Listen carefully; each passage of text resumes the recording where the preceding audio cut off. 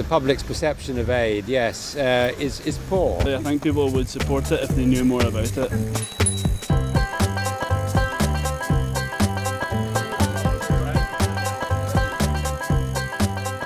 We're in Bristol, Millennium Square, and we're riding around in rickshaws, telling people stories of positive change. All of the volunteers who are doing this are sharing their stories about international development. It's really important that we tell people about the progress that's being made so that we don't lose those gains. Today I'll be talking to you a little bit about what I did when I was in Rwanda. I just got back from Zimbabwe. Oh, right. I was teaching about gender-based violence. We're here in the Meadows in Edinburgh to share our positive experiences of international development work. Positive stories in the media, I've not really seen any that I can think of. To actually have advocates that can just explain to people how even a small amount of money can make a huge difference to people's lives, and just come back and be positive about what's happening in developing countries is a really good thing. I've been quite surprised at how much the public think the British government gives a broad part of their budget. I would expect at least maybe 5%. Maybe like 30 or 40%. 3%. It's actually 0.7%. Is that? Really?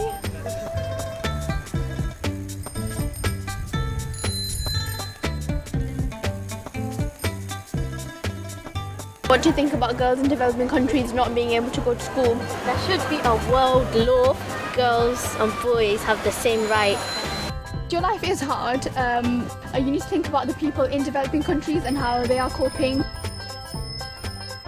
The world is changing. Just think about our own country 50 years ago.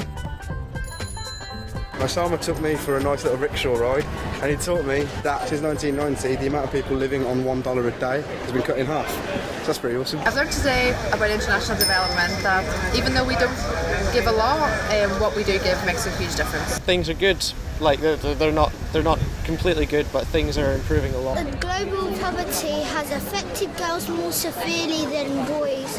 The girls don't go to school, but they go and carry some water instead. Yeah. I like how it's all youth, so it's like younger people working with the younger people as well. A young person in Africa now will live 16 years longer. I didn't know that until I came here. Karen has reminded me that there's other things people can do on a micro level and not so much dependent on the government, on the big economic decisions of governments. After this ride, I changed my mind. Like in Britain, we spend more money on takeaways rather than giving it to these countries that need it. It's made such a difference that there are countries who have been in receipt of aid who now aren't, because obviously it's had such a tremendous effect. Well, I've been cycling the rickshaw about. What have I learned? I've learned there's a lot more caring people in there than what I thought there would be like, you know. We have a responsibility to explain our fellow citizens there are lots of opportunities we can help out there. Well, I think it's always impressive when people make a personal commitment to go to another part of the world to help other people.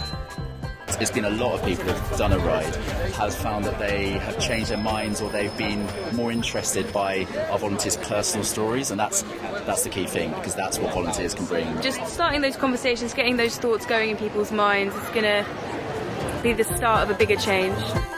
We went round twice because we wanted to learn more.